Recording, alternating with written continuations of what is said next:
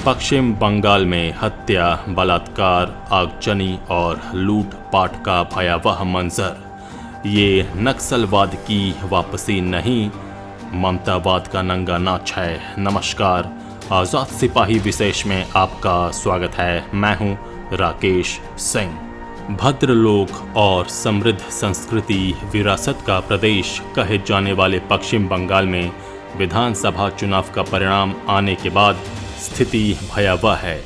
चुनाव में भारी जीत हासिल करने के बाद ममता बनर्जी की तृणमूल कांग्रेस के कार्यकर्ता और समर्थक जिस पैमाने पर हिंसा, अराजकता और गुंडागर्दी का नंगा नाच कर रहे हैं, उससे स्थिति बेहद खतरनाक हो गई है।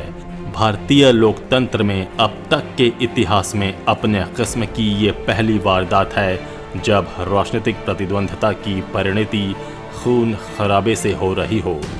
लोगों के घर जलाए जा रहे हैं, महिलाओं के साथ गैंग रेप हो रहा है, लोग आतंकित होकर घर बार छोड़कर पलायन कर रहे हैं।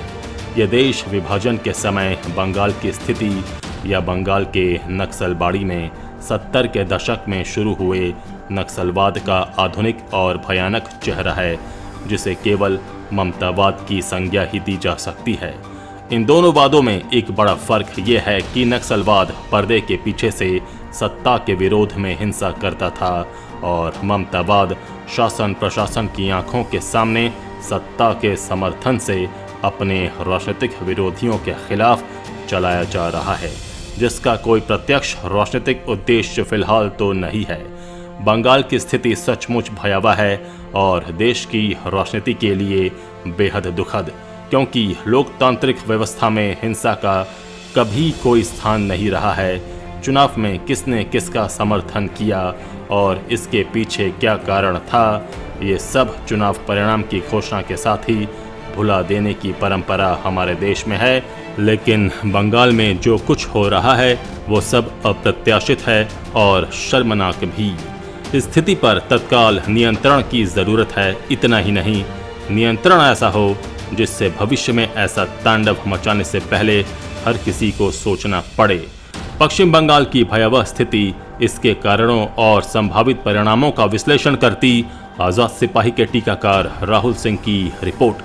रविवार 2 मई को देर शाम जब ये तय हो गया कि पश्चिम बंगाल में ममता बनर्जी की तृणमूल कांग्रेस लगातार तीसरी बार सत्ता संभालेगी, पूरा प्रदेश अचानक एक ऐसे अंधी सुरंग में प्रवेश कर गया जहां फिलहाल तो रोशनी की कोई गुंजाइश दूर दूर तक नजर नहीं आ रही है। नंदीग्राम में दीदी की चुनावी हार के बाद भाजपा के विजयी प्रत्याशी शुभेंदु अधिकारी के कार्यालय में तोड़फोड़ और उनके काफिले पर हमले से पूरे राज्य में हिंसा और अराजकता का जो सिलसिला शुरू हुआ, उससे रूह कांप जाती है। भद्रलोक और समृद्ध सांस्कृतिक परंपरा का ये प्रदेश आज हिंसा और गुंडागर्दी की आग में धधक रहा है। कोरोना संकट से उपजी आपदा कहीं पीछे छूट गई है।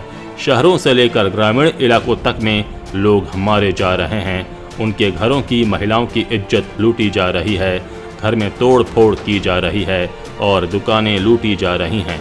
कुल मिलाकर स्थिति पूरी तरह अनियंत्रित हो गई है और शासन प्रशासन का इकबाल कहीं नजर नहीं आ रहा है।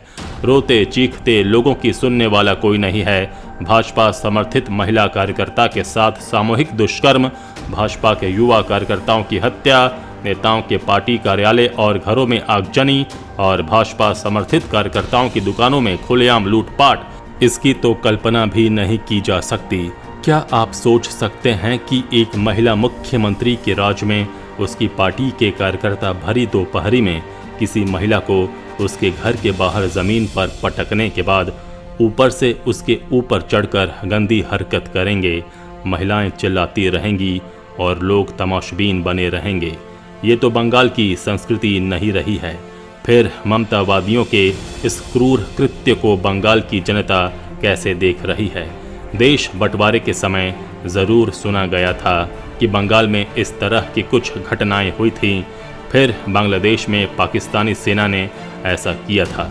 लेकिन भारत के किसी राजनीतिक दल में ऐसी खूंखार सेना तैयार हो जाए और उसके खिलाफ कोई बोलने वाला नहीं रहे, ये कल्पना से बाहर है। इससे पहले पंचायत चुनाव में ममतावादियों ने विरोध में खड़े हुए नेताओं के घर उजाड़े थे, तोड़ फोड़ की थी। हजारों की संख्या में लोग भागकर झारखंड में भी आए थे, लेकिन वो दौर थम गया था। ये दौर तो इतना भयावह है कि इसे देखकर रूह कांप जाती है। सबसे दुखद ये है कि देश स्तर पर अमन पसंद लोगों की तरफ से कोई आवाज नहीं आ रही। पश्चिम बंगाल में आज जो कुछ हो रहा है उसने पिछली सदी के 7वें दशक में नक्सलबाड़ी से शुरू हुए नक्सलवाद की याद ताज़ा कर दी है। लेकिन वो एक आंदोलन था जिसे कथित तौर पर किसानों और भूमिहीनों के हित में शुरू किया गया था। हालांकि बाद में वो आंदोलन भी रास्ते से भटककर हिंसा के रास्ते पर चल पड़ा था। आज बंगाल में जो कुछ हो रहा है उसे इसी उग्र नक्सलवाद का आधुनिक रूप ममतावाद कहा जा सकता है। दोनों में अंतर केवल इतना है कि नक्सलवाद ग्रामीण इलाकों से शुरू होकर शहरों तक पहुंचा था और ये सत्ता के खिलाफ हथियारबंद लड़ाई थी, लेकिन ममतावाद सत्ता समर्थित आंदोलन है जो अपने राजनीतिक विरोधियों पर कहर बनकर टूटा है। सत्ता के समर्थन से हिंसा और गुंडागर्दी की ये मिसाल कम से कम किसी लोकतांत्रिक देश के इतिहास में नहीं मिलती है। इसलिए इस ममतावाद को बंगाल के दामन पर ऐसे दाग के रूप में इतिहास हमेशा याद रखेगा जिसने बंगाल की एकता और समृद्ध संस्कृति को तार तार कर रख दिया है। बंगाल के लोगों का प्रचंड विश्वास हासिल कर लगातार तीसरी बार राज्य की बागडोर संभालने जा रही ममता बनर्जी को खुद आगे आकर स्थिति को नियंत्रण करना चाहिए।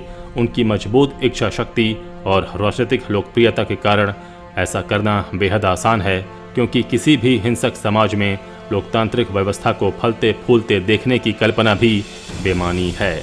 ममता बनर्जी को समझना होगा कि उन्होंने जिस संवैधानिक व्यवस्था और लोकतांत्रिक तरीके से चुनावी जीत हासिल की है, उसी व्यवस्था ने 18 साल से ऊपर के सभी लोगों को बिना किसी भेदभाव के मतदान का अधिकार भी दिया है। जिस तरह ममता बनर्जी के समर्थकों के पास अपनी राजनीतिक विचारधारा के प्रचार प्रसार का अधिकार है, उसी तरह दूसरे दलों के समर्थकों को भी ये अधिकार है। इसलिए इस अधिकार को छीनने की कोशिश किसी भी तरह से उचित नहीं कही जा सकती। इस बात में कोई संदेह नहीं है कि लगातार 3 महीने तक चुनावी तपिश झेलने वाला बंगाल आज खून में लथपथ अपनी किस्मत पर आंसू बहा रहा है। आज ज़रूरत उसे सांत्वना देने की है, लोगों का भरोसा जीतने का है। शासन के इकबाल का प्रदर्शन बंगाल की सड़कों पर ज़रूरी हो गया है। किसी एक दल का समर्थक होने के कारण उसे हर तरह की मनमानी करने की छूट किसी भी कीमत पर नहीं मिलनी चाहिए। ये ममता बनर्जी के लिए राजधर्म निभाने का समय है और उनकी अग्नि परीक्षा का दौर तीसरी बार मुख्यमंत्री पद की शपथ लेने के बाद फौरन ही शुरू हो जाएगा। उम्मीद की जानी चाहिए कि वो इस अग्नि परीक्षा में सफल होंगी और हाल में मिले प्रचंड जनादेश का सम्मान करते हुए बंगाल को एक बार फिर अमन चैन की धरती के रूप में स्थापित करेंगी। आज़ाद सिपाही के विशेष में अभी इतना ही। आप हमारे इस YouTube चैनल को ज़रूर सब्सक्राइब करें। आप हमारे Facebook पेज को भी ज़रूर लाइक करें। जुड़े रहिए आज़ाद सिपाही के साथ। धन्यवाद।